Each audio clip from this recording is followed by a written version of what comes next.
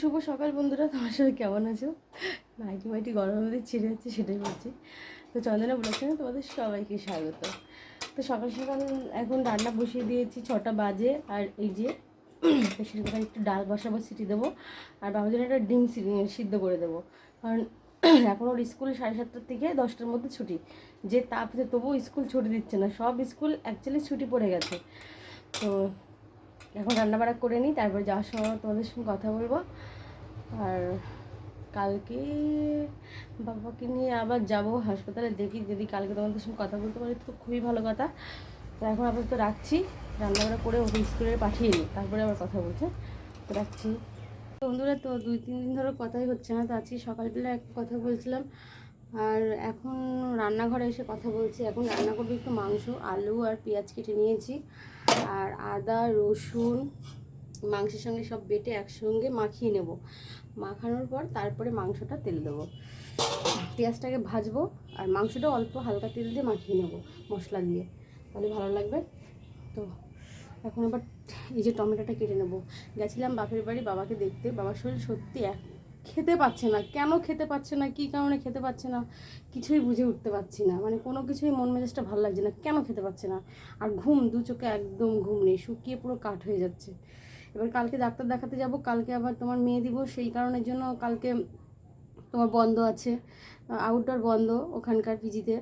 তো সে কারণে আমরা 3 ভাই বোন ভেবেছিলাম বাবাকে নিয়ে যাব। তো কালকে তো যাওয়া হবে না। এবার ডাক্তারের খোঁজ লাগাচ্ছি কোথায় সে ডাক্তার বসে। এবার কালকে যে বসবে এরও তো কোনো মানে নেই। আবার সে দেখা দেখতে সে আবার বুধবারে, তো বুধবারে তো যাওয়া হবে না, হয় বৃহস্পতিবার নয় শুক্রবারে আবার যাওয়া হবে। তো তখনই আবার দেখানো হবে।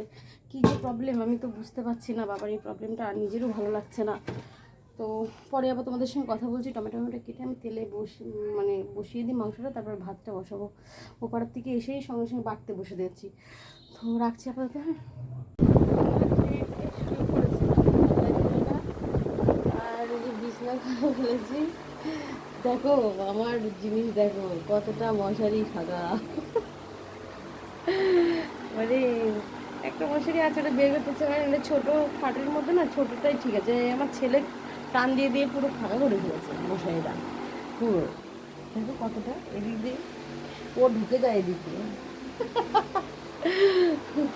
তো মাংসের মধ্যে রান্না করে খেয়েছি, তাড়াতাড়ি খেয়ে নিয়েছে। খেয়ে দিয়ে বাবা বিছানাটা নিচে করে দিয়েছি। অ্যাকচুয়ালি নিচে আমিও শোবো, কারণ আমাদের পাখাটা এক সাইডে, তো ওইদিকে হাওয়াটা যায় না। ছেলেকে একদম ধারে শোয়াবো, যদি এখানে হাওয়া লাগে, আমি নিচে শোবো।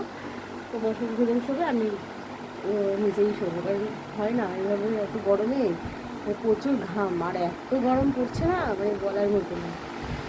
রাত্রে খাওয়াটাও হয়ে গেছে, খেয়ে টেয়ে বিছানা করে একটু শুয়েছিলাম, একটা সিরিয়াল দেখছিলাম মোবাইলে। তো ছেলে আমার জায়ের ঘরে, ওখান থেকে নিয়ে আসতে হবে গিয়ে।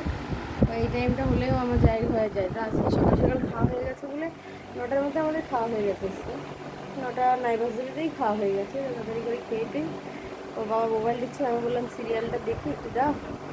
কী করবো, টেনশন তো সেই শুধু বাবাকে নিয়েই মাথায় ঘুরু ঘুরু করে। কালকে আমার বন্ধ, কোন ডাক্তার দেখাবো, কোথাকার ডাক্তার দেখাবো, কিছু বুঝতে পারছি। যাই হোক, আর খুব বেশি কথা বলবো না। তো আমার ভিডিওটা ভালো লাগলে অবশ্যই, আর আমার ভিডিওটা অবশ্যই দেখো, ঠিক আছে? ফুল ভিডিওটা দেখো, আর ভিডিওটা ভালো লাগলে অবশ্যই লাইক অবশ্যই ছোটো করে সাবস্ক্রাইব করবে, আর যারা তাহলে অবশ্যই সাবস্ক্রাইব করবে আর আমার পাশে থাকবে। শুভরাত্রি, তোমার সবাই ভালো থেকো। বাই।